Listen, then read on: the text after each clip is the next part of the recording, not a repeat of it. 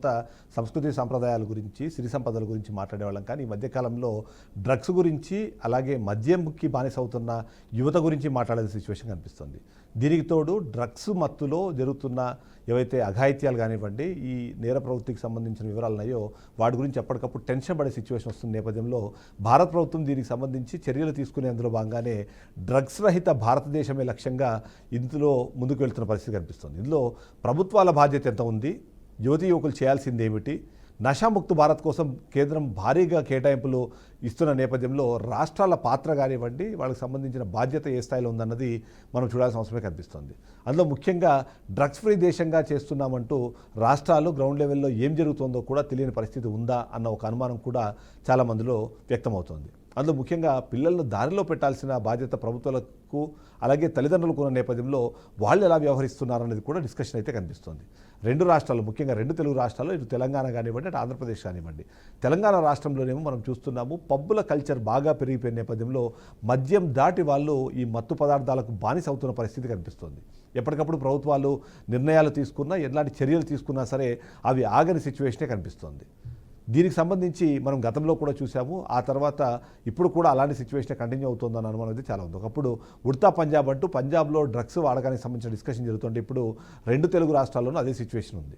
అందులో ముఖ్యంగా ఆంధ్రప్రదేశ్ రాష్ట్రాన్ని చూసినప్పుడు అక్కడ డ్రగ్స్ అనేటప్పటికీ గంజాయి పెంపకం కానివ్వండి, గంజాయి తరలింపు సరఫరా అన్నది చాలా కామన్గా ఒక కుటీర పరిశ్రమలాగా మారిపోయిన సిచ్యువేషనే ఉంది. అందులో భాగంగానే మనం చూస్తున్నాము ఎప్పటికప్పుడు దాని మీద చర్యలు తీసుకుంటున్నా ఆ చర్యలు మాత్రం ఫలితాలు ఇవ్వట్లేదు అన్న అనుమానమే చాలామందిలో ఉంది. సో ఏం జరుగుతుంది రెండు తెలుగు రాష్ట్రాల్లో? అందులో ముఖ్యంగా ఆంధ్రప్రదేశ్ రాష్ట్రంలోనేమో గంజాయి ఇతరత్ర మత్తు పదార్థాలకు బానిస అవుతున్న వాళ్ళు కనిపిస్తుంటే, అదే హైదరాబాద్లో ఎంతో కొంత కల్చర్ పెరిగి తెలంగాణ రాష్ట్రంకి వచ్చేటప్పటికి కొన్ని ప్రాంతాల్లో గంజాయి ఉన్న ఎక్కువ శాతము బయట దేశాల నుంచి వచ్చే డ్రగ్స్, భారతదేశంలోనే గోవా లాంటి ప్రాంతం నుంచి డ్రగ్స్ని ఇక్కడ తీసుకొచ్చి విక్రయిస్తున్న వాళ్ళు, వాటికి బానిస అవుతున్న వాళ్ళ సంఖ్య కూడా అదే స్థాయిలో కనిపిస్తుంది. దీనికి తోడు ఫిల్మ్ ఇండస్ట్రీలో ఉన్న చాలామంది డ్రగ్స్కి బానిసలైనట్టుగా వాటికి పెడ్లర్స్గా మారిన ఉదంతాలు మనకి ఎప్పటికప్పుడు కనిపిస్తూనే ఉన్నాయి. గతంలో కూడా డ్రగ్స్ దొరికిన ప్రతిసారి దాని లింకులు సినిమా ఇండస్ట్రీకి కనెక్ట్ అవుతున్నాయి. మొన్నటికి మొన్న ఆంధ్రప్రదేశ్ రాష్ట్రానికి సంబంధించిన ఒక నటుడు ఎవరైతే తమిళ్లో ఉన్నాడో శ్రీరాము అలా డ్రగ్స్ వాడుతూ పట్టుబడడంతో పాటు ఆ డ్రగ్స్ను కొంటూ పట్టుబడడం అన్నది సంచలనం సృష్టించింది.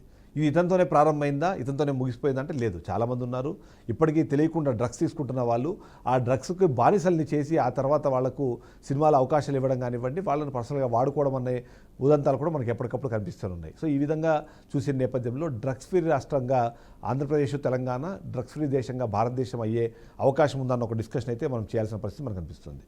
మనం నాయుడు దగ్గరికి వెళ్దాము. నాయుడు దగ్గర దీనికి సంబంధించి వివరాలు కనుక్కుంది. ఎందుకంటే ఏదైతే మనం గంజాయి సాగు సంబంధించి ఎప్పటికప్పుడు డిస్కస్ చేస్తూ ఉంటాము, గంజాయి సాగు అనేది ముఖ్యంగా ఉత్తరాంధ్ర ప్రాంతంలో ఒక నార్మల్ ఫినామినాగా, ఒక నార్మల్ యాక్టివిటీగా మారిపోయింది. దేశంలో ఎక్కడ మనం గంజాయి పట్టుబడినా సరే దాని మూలాలు వచ్చి ఉత్తరాంధ్రలోనే కొనసాగుతున్న నేపథ్యంలో అసలు ఏం జరుగుతుందని కూడా ఒకసారి డిస్కస్ చేసే ప్రయత్నం చేద్దాం.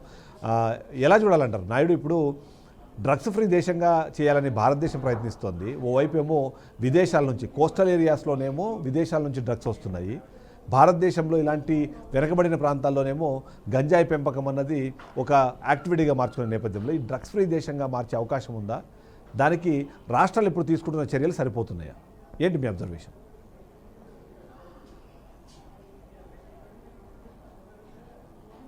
Thank you.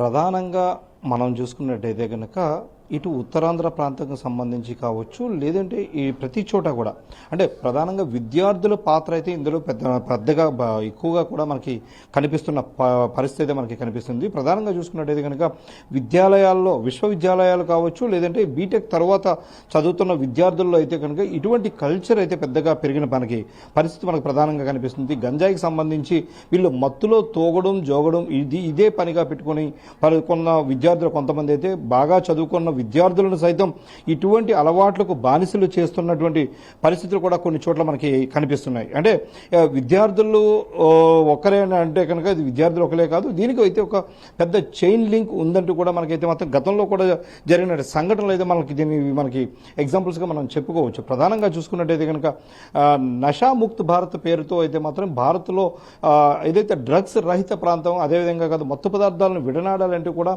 సంవత్సరానికి ఒక మారు చేస్తున్నటువంటి ప్రోగ్రామ్గా కానీ మనకి ప్రధానంగా ఇక్కడ కనిపిస్తుంది. అంటే జూన్ 26 నషాముక్త భారత్గా కూడా వీళ్ళు ఓన్లీ కేవలం చేస్తున్నారా అంటే అది నిజంగానే అదే పరిస్థితి ఉందన్నట్టుగా కూడా మనకి కనిపిస్తుంది. ఎందుకంటే కేవలం ఆ ఒక్క రోజు నుంచి లేదంటే ఆ వారం రోజులు లేదా ఆ నెల రోజుల పాటు మాత్రమే ఇటువంటి కార్యక్రమాలు చేపట్టడం ద్వారా ఇవి అయితే కనుక గంజాయి కావచ్చు, డ్రగ్స్ కావచ్చు, ఇవన్నీ కూడా పెద్ద ఎత్తున కూడా పెరగడానికి కూడా ఒక కారణంగా చెప్పుకోవచ్చు. ఎందుకంటే కేంద్ర ప్రభుత్వం దీనిపై అయితే పెద్ద ఎత్తున కూడా దీనిపై నిధులు కేటాయిస్తున్నప్పటికీ కూడా రాష్ట్ర ప్రభుత్వంలో కొన్ని చోట్ల అయితే కనుక దీనిపై సరైనటువంటి దీనిపై నిఘా వ్యవస్థ అయితే కనుక సరిగా లేకపోవడంతో అయితే కనుక ఇటువంటివి అయితే పేటరేగిపోతున్న పరిస్థితులు అయితే కనిపిస్తుంది. అదేవిధంగా మనం చూసుకున్నట్లయితే ఏపీ రాష్ట్రంలో చూసుకున్నట్టయితే కనుక గంజాయి మూలాలు ఎక్కడ ఏ రాష్ట్రంలో చూసినా సరే గంజాయి పట్టుబడింది అంటే కనుక ప్రధానంగా చూసుకున్నట్టు ఉత్తరాంధ్రకు సంబంధించి విశాఖపట్నం పేరు ప్రధానంగా కూడా మనకు వినిపిస్తుంది. ఇటు పాడేరు కావచ్చు, ఇటు అరకు ప్రాంతాల నుంచి అయితే కనుక గంజాయి వెళ్తున్నట్టుగా కూడా మనకు తెలుస్తూ వస్తుంది.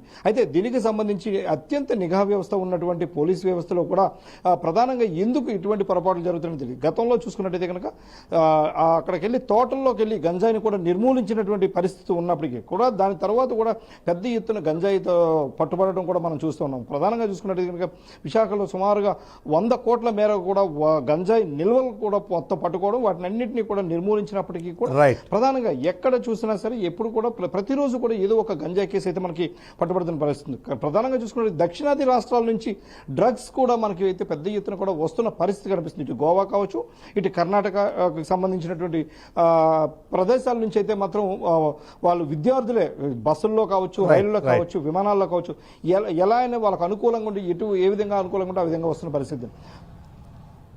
రైట్ నాయుడు. ఓవరాల్గా చూస్తే సిద్ధరాజశేఖర్ గారు ఇక్కడ చాలా కీలకంగా మనము డిస్కస్ చేసుకోవాల్సిన విషయాలు 2 ఆస్పెక్ట్స్. ఒకటి, డ్రగ్స్ అన్నవి భారతదేశంలోకి రావడం కానివ్వండి, భారతదేశంలోనే దాన్ని ఒక ఏమంటారు రెగ్యులర్ ఏదో అంతర్ పంటలాగా దాన్ని వల్ల గంజాయిని సాగు చేసే సిచ్యువేషన్ వచ్చేసింది. దీంట్లో ప్రభుత్వాల పాత్ర, ప్రభుత్వాలు తీసుకుంటున్న చర్యలు ఎందుకు రిజల్ట్స్ ఇవ్వట్లేదు అంటే మీ అబ్జర్వేషన్ ఏంటి సార్?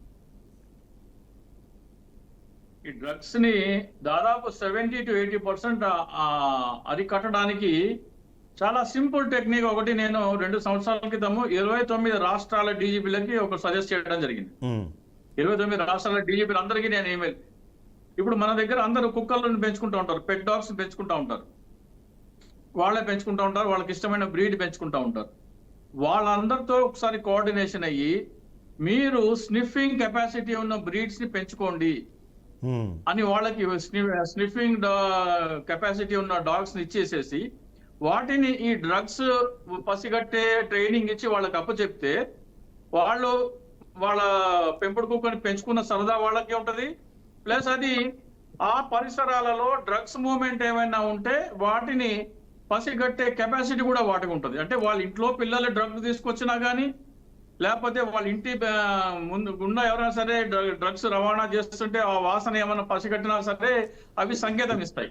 అలాగే ఒక్కొక్క పోలీస్ స్టేషన్ కింద మీరు షీ టీమ్స్ ని పెట్టినట్టు ఈ డాగ్ క్లబ్స్ ని, డ్రగ్ ప్రివెంటింగ్ డాగ్ క్లబ్ ని పెట్టేసేసి వాళ్ళందరికీ చిన్న వీక్లీ ఒక సర్ప్రైజ్ చెక్ లాంటిది ఎక్కడైనా సరే అనుమానం ఉంటే పాన్ షాప్ లో కానీ, రెస్టారెంట్లలో కానీ, లేకపోతే ఎక్కడైనా సరే పబ్ లో కానీ మీకు ఏమైనా సరే అనుమానం ఉంటే అక్కడ రైడ్ చేసే అధికారం కూడా ఇస్తే వాళ్ళు వెళ్ళి రైడ్ చేసి పోలీసులకు సమాచారం ఇస్తారు ఇక్కడ సందిగ్ధమైన మెటీరియల్ ఉందని. అలాగే మీకు గేటెడ్ కమ్యూనిటీ ఉంటుంది, అలాగే హై రైజ్ బిల్డింగ్స్ ఉంటాయి. అక్కడ సెక్యూరిటీ దగ్గర ఈ స్నిఫింగ్ డాగ్ కెపాసిటీ ఉన్న ఒక డాగ్ ని పెడితే తీసుకొచ్చే ప్రతి సామాన్ని అది చెక్ చేస్తే కనుక ఆ లోపల పరిసరాలకు వెళ్లకుండా ఉండేందుకు అవకాశం ఉంటది. మీరు ఎప్పుడైతే ఈ డాగ్ క్లబ్స్ ఏర్పాటు చేసి మీరు ఎట్లాగైతే you are under surveillance of CCTV అన్నట్టు అన్నారో, ఇక్కడ sniffing dogs, drug sniffing dogs available here అని పెట్టారు అనుకోండి, ఆ పరిసరాల్లో కూడా ఎవడు మీకు డ్రగ్స్ తీసుకుని రావడానికి సాహసించాడు. ఉన్న వాళ్ళు వాడరు, తీసుకురావడానికి కూడా సాహసించారు. ఈ సూచనలు నేను 29 రాష్ట్రాల డీజీపీలకి దాదాపు 2 సంవత్సరాల క్రితం పంపించడం జరిగింది. ఇక్కడైనా సరే దీన్ని అమలు చేసి మీరు ఎక్కడైనా సరే సెక్యూరిటీ మాల్స్ కానీ, లేకపోతే మీకు పబ్లు కానీ, హై రైజ్ బిల్డింగ్స్ కానీ, గేటెడ్ కమ్యూనిటీస్ కానీ, లేకపోతే కాలనీస్ లో కూడా ఇటువంటి డాగ్స్ ఉన్నాయి అని అటువంటి క్లబ్లను ఎంకరేజ్ పోలీస్ డిపార్ట్మెంట్ చేస్తే ముందు అది ఇంప్లిమెంట్ చేస్తేనే సగం భయంతో సగం 90% ఈ డ్రగ్ పెడ్లింగ్ ఆగిపోతుంది. సార్ దీనికి తోడు ఇంకొకటి, ఇప్పుడు డ్రగ్స్ వినియోగానికి సంబంధించి కూడా అవైలబిలిటీ, అఫోర్డబిలిటీ ఈ రెండు పెరగడం కూడా ఒక కారణం అనేది కొంతమంది విశ్లేషిస్తున్నారు. సో ఈ నేపథ్యంలో పేరెంట్స్ దీని మీద ఎట్లాంటి అంటే ఎంత స్పెషల్గా దాన్ని చూడాలంటారు, ఎట్లా దాన్ని రెక్టిఫై చేయడానికి లేదా దాన్ని ఆపడానికి ఎలాంటి చర్యలు తీసుకోవాలంటారు?